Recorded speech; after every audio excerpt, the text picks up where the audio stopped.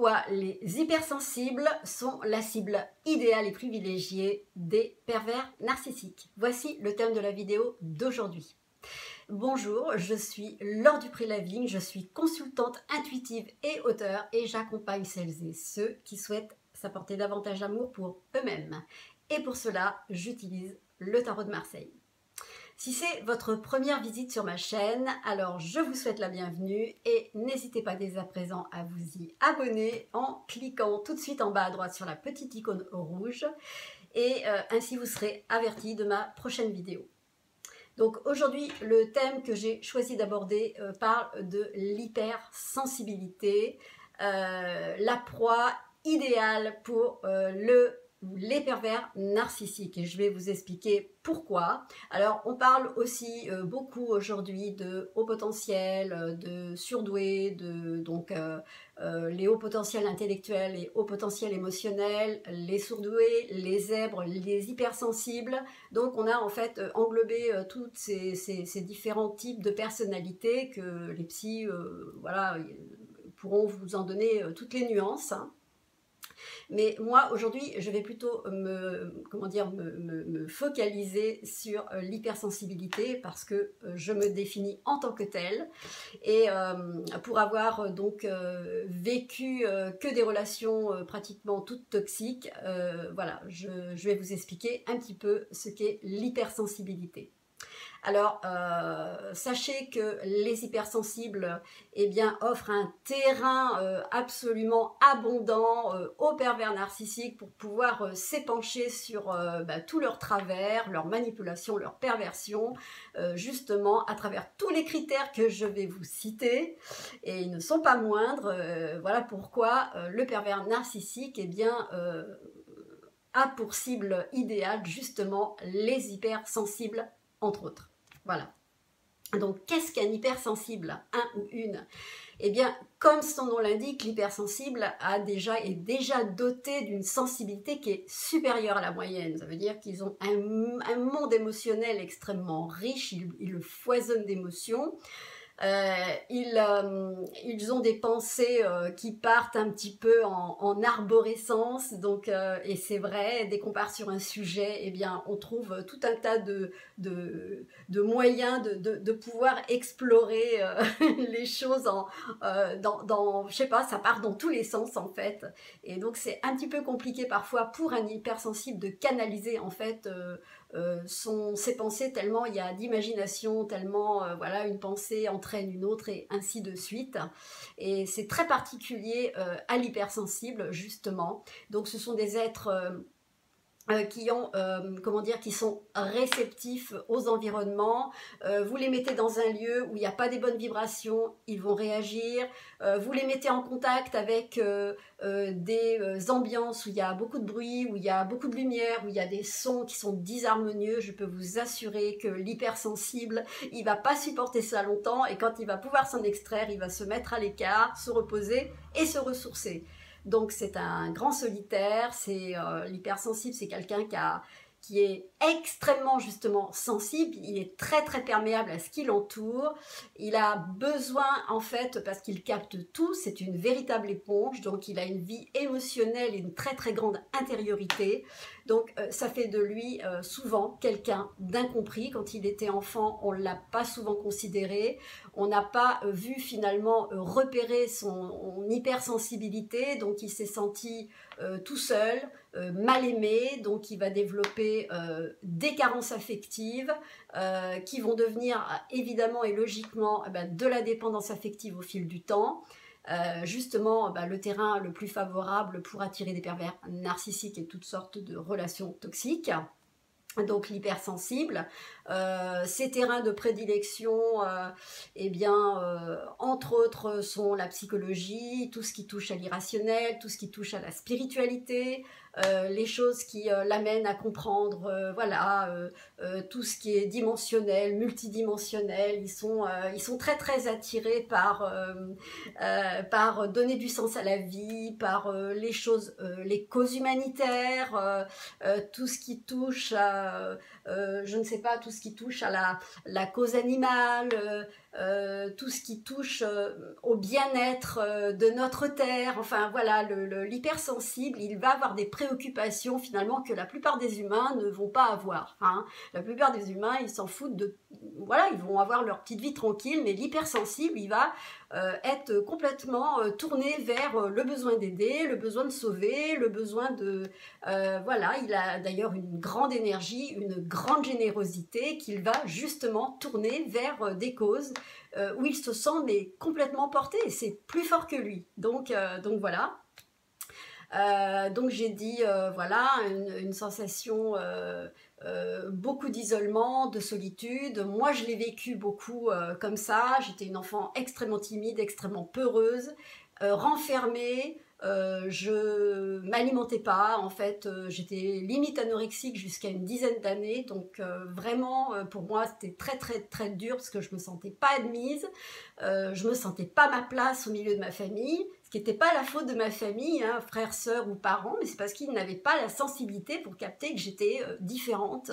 Donc ils m'ont posé comme ça une étiquette de petite sœur un peu souffreteuse, qui a toujours un truc de travers, qui est toujours malade, qui mange pas, qui est timide, qui parle pas, et en fait on m'a collé une étiquette de le dernier roue du carrosse, quoi, hein, celle qui réussit pas, celle qui voilà, celle qui a vraiment un très très très gros problème. Et effectivement c'en était un gros parce qu'il a fallu quand même que je m'en sorte dans la vie, et j'ai trimballé ce bagage quand même douloureux, mais évidemment j'ai rencontré ces relations toxiques qui m'ont ouvert les yeux et qui m'ont fait beaucoup travailler sur moi. Je dirais que ça a presque été des cadeaux de les rencontrer. Mais en attendant, je vais vous expliquer pourquoi c'est possible entre eux.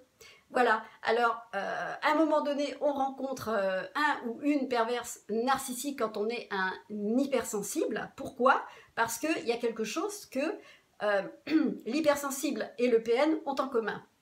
Ils ont en commun cette faille narcissique. Donc, le pervers narcissique, il a sa faille parce qu'il a été nié quand il était enfant, il a vécu un énorme traumatisme, soit d'abandon, soit on a abusé de lui, il a été utilisé, il a été absolument négligé, pas considéré, il a vécu quelque chose de sûrement souvent très effroyable, et du coup il s'est carapacé, il est devenu quelqu'un de froid, il est devenu quelqu'un de sans empathie, justement, il s'est coupé de ses émotions, et sa seule manière de pouvoir survivre, c'est de pouvoir trouver cette reconnaissance auprès de personnes qui ont cette sensibilité, et ça va être pour lui le carburant pour pouvoir se nourrir. Donc il va peut-être le puiser auprès de ses proches dans sa famille, comme il va le puiser auprès d'une proie, d'une personne dont il va faire semblant d'être amoureux, parce qu'il faut savoir qu'il n'aime personne, parce qu'ils ne s'aiment pas eux-mêmes. Et puis la proie de son côté hypersensible, elle, elle a sa faille narcissique parce qu'elle n'a pas été reconnue dans sa famille. Elle souffre de dépendance affective parce qu'elle a vécu du rejet, elle a vécu aussi une forme d'abandon et aussi une grande ignorance et un sentiment oui, elle a été ignorée, elle a vécu une grande indifférence de la part de son entourage. Donc ça, c'est extrêmement dur. C'est très très dur. Voilà. Et elle va retrouver en fait cette particularité souvent auprès du pervers narcissique ou des pervers narcissiques qu'elle va rencontrer. Voilà. Donc, pourquoi c'est possible entre eux? Eh bien, plusieurs raisons. La proie hypersensible, elle a énormément d'écoute, elle est empathique, elle a besoin de comprendre, elle a besoin d'apporter de l'attention au PN, donc une attention qu'elle-même a besoin de recevoir, mais elle se fourvoie totalement parce que le PN, il va prendre l'attention de l'hypersensible partenaire qu'il a choisi, la proie, et en fait, il ne va faire que prendre. Elle n'aura jamais le change avec lui, parce que lui ou elle, parce que lui, il n'est pas là pour l'écouter, il n'en a rien à foutre des états d'âme de sa partenaire hypersensible. Elle est juste là pour lui servir, c'est son intérêt, c'est tout.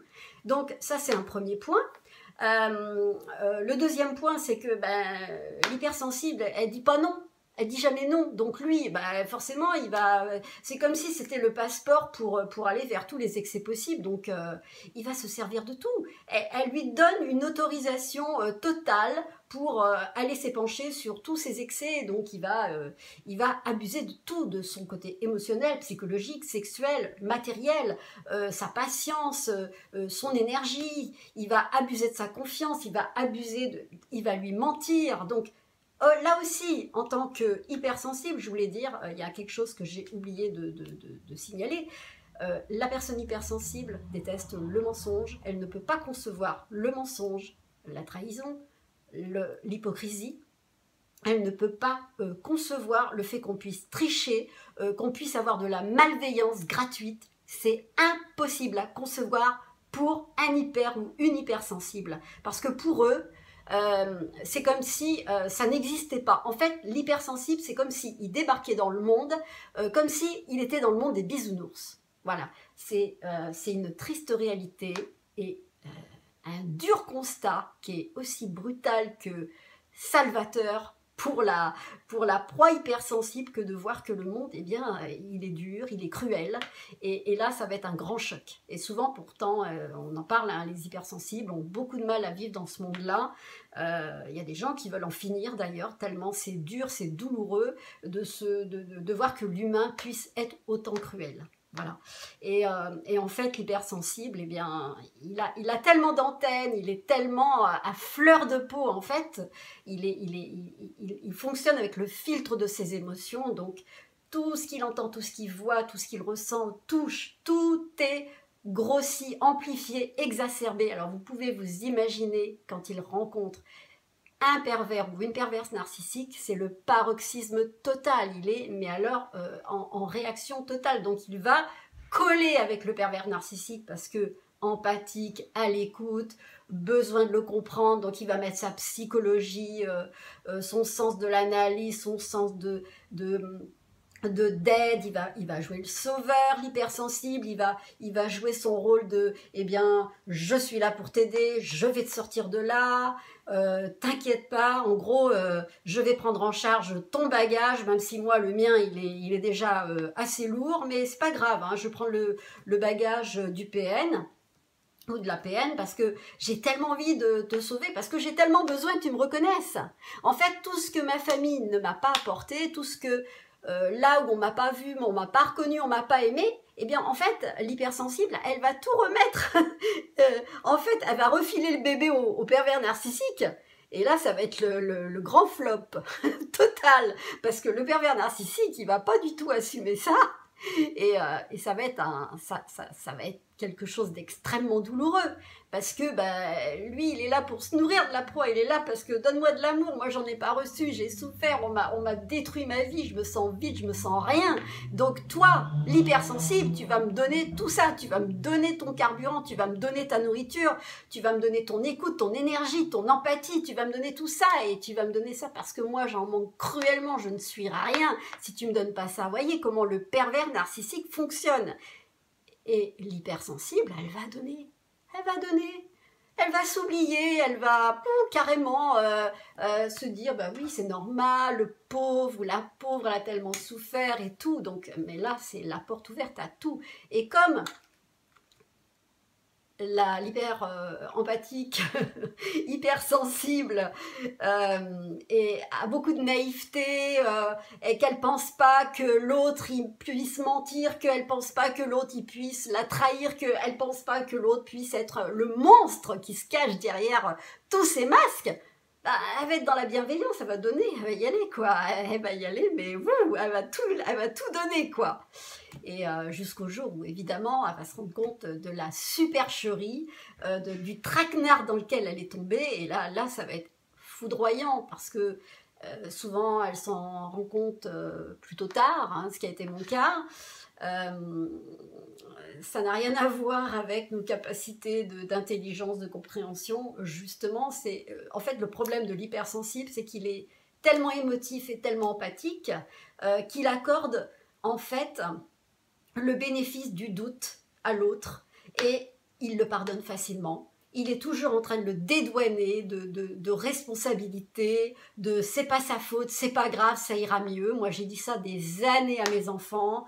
Elles me disaient mais c'est pas possible, pourquoi tu restes avec lui, etc. Et moi j'ai dit mais il va s'arranger. Moi j'étais là dans il va s'arranger, ça va aller, il va aller voir tel truc, tel médecin, tel thérapeute, et ça ira, vous inquiétez pas. Et mes enfants avaient raison, elles le savaient, elles avaient compris que j'étais dans un truc, mais j'allais droit dans le mur, j'allais à ma perte littéralement, mais je ne voulais pas entendre parce que je lui donnais encore le bénéfice du doute, parce que j'étais toujours dans cet élan d'empathie, dans cette compréhension que ça va s'arranger. Ça va s'arranger, il va aller mieux, vous inquiétez pas, on va vivre dans le bonheur et la joie dans quelques temps. Et c'est pas vrai.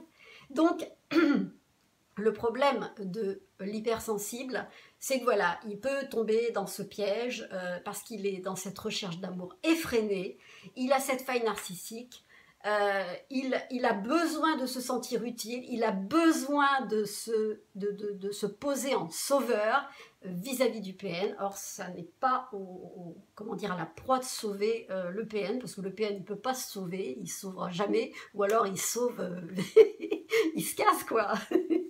Mais c'est plutôt à l'hypersensible, la proie carrément de prendre ses clics et ses claques et pour le coup de se sauver, de se barrer de là quoi. Donc comme elle se sent très coupable, elle peut être plombée par la culpabilité quand elle sait que elle doute d'elle, donc lui il l'a tellement cassée, qu'il l'a tellement broyée psychologiquement en lui disant t'es nulle, je peux pas te faire confiance, tu m'as encore fait ça comme erreur et je le savais, etc. Donc en fait le pervers narcissique il a conditionné en fait sa proie hypersensible à ce qu'elle soit nulle, à ce qu'elle soit rien, à ce qu'elle soit vraiment une personnalité défaillante sur qui on ne peut pas s'appuyer. Donc forcément elle va être extrêmement vulnérable, très très très vulnérable, et lui va se gargariser de ça, il va trouver et asseoir son pouvoir et sa puissance à mesure que sa proie va se dévitaliser, va perdre toute sa consistance, va perdre ses repères, elle peut tomber dans la dépression, elle peut avoir des problèmes de santé graves, elle peut développer une grave maladie, perdre son travail, passer à côté de ses passions, à côté de ses ambitions, à côté même d'un talent. Tout ça pour alimenter le PN d'une source qui ne tarira jamais, c'est-à-dire son besoin à lui d'être assouvi de ce qui ne pourra jamais le remplir. Donc cet être-là, il se nourrit, il dévitalise en fait sa proie, et l'hypersensible est vraiment... Mais alors, comme je dis, le candidat, c'est la personnalité parfaite pour alimenter le côté sombre du PN ou de la PN. Donc voilà pourquoi tout ça est possible entre eux. Donc, qu'est-ce que je pourrais rajouter à tout ça ? Eh bien que vous, si vous vous reconnaissez, mesdames ou messieurs, en tant que hypersensible, peut-être que vous n'en étiez pas conscient. Moi, j'ai mis du temps à être consciente que j'étais ça, hein, que je pouvais être... j'aime pas les étiquettes, hein, j'aime pas être catégorisée dans... Mais à un moment donné, il faut aussi se différencier, parce que pourquoi c'est toujours le même type de personne qui attire le même type d'individu. Je dirais globalement, c'est quand même une observation qu'on peut faire. Et dans ce cas-là, ça rassure aussi de savoir que oui, d'accord, ok, maintenant je comprends pourquoi j'ai attiré tel type de personne. Voilà. Donc, à tous ceux et toutes celles qui ignoraient en fait que l'hypersensibilité, voilà, c'était tous les critères que je vous ai expliqués, c'était vraiment, j'allais dire, des bases, un profil que le PN vraiment adore et qu'il cherche absolument. D'ailleurs, il ne va pas vous demander votre curriculum vitae, hein. Il ne va pas vous dire « Ah, t'es un hypersensible, est-ce que t'es zèbre, est-ce que... » Non, parce que eux, ils le repèrent, mais directement. Ils savent, ils ont... Je ne sais pas comment ils fonctionnent, mais ils ont un esprit peut-être... où ils ont peut-être beaucoup observé quand ils étaient enfants, vu qu'on ne les a pas considérés, donc sûrement qu'ils ont développé cette hyper-intuition une intuition, mais malheureusement, elle n'est pas tournée vers le bien, elle est tournée que pour détruire. Hein. Mais voilà, en tout cas, ils ont une hyper intuition qui fait que ils savent qui est la vraie proie. Ils savent la proie qui est bonne pour eux. Ils le sentent, ils le savent, ils le détectent. Ils sont très forts pour ça. Voilà, il faut le dire. Mais malheureusement, ils n'utilisent pas cette capacité justement pour faire vraiment quelque chose de positif. Parce que leur but, c'est d'utiliser la proie hypersensible pour pouvoir la ruiner de tout. Pour pouvoir la dévitaliser de tout. Et pour enfin la détruire. Et après dire que c'est une... Et après dire que finalement, c'est elle la faute de tout. C'est elle, de toute façon, c'est elle la faute de tout. Hein. Elle ne sera jamais la proie hypersensible. Non, elle ne bénéficiera pas de traitement positif de la part du PN parce qu'il lui fera porter le chapeau de tous ses échecs, de tout ce qui lui arrive. C'est la proie hypersensible qui va porter le chapeau. Voilà. Donc... je pense avoir à peu près fait le tour. Alors, si cette vidéo vous a plu, parce que j'ai beaucoup eu de plaisir à vous la faire, si cette vidéo vous a plu, n'hésitez pas à liker, à partager, à commenter comme vous le faites d'habitude. Je vous remercie infiniment déjà pour tous ces commentaires. Et puis, qu'est-ce que je voulais dire? Eh bien, si vous avez aussi des exemples ou si vous vous êtes rendu compte même à travers cette vidéo que vous étiez hypersensible, eh bien n'hésitez pas à me le communiquer et je me ferai un plaisir de vous répondre ainsi qu'à tout le monde. Voilà, en tout cas, je vous remercie de m'avoir écouté et je vous dis à très bientôt pour la prochaine vidéo qui va peut-être parler des pervers narcissiques dans le virtuel. Voilà, je vous dis à bientôt, au revoir.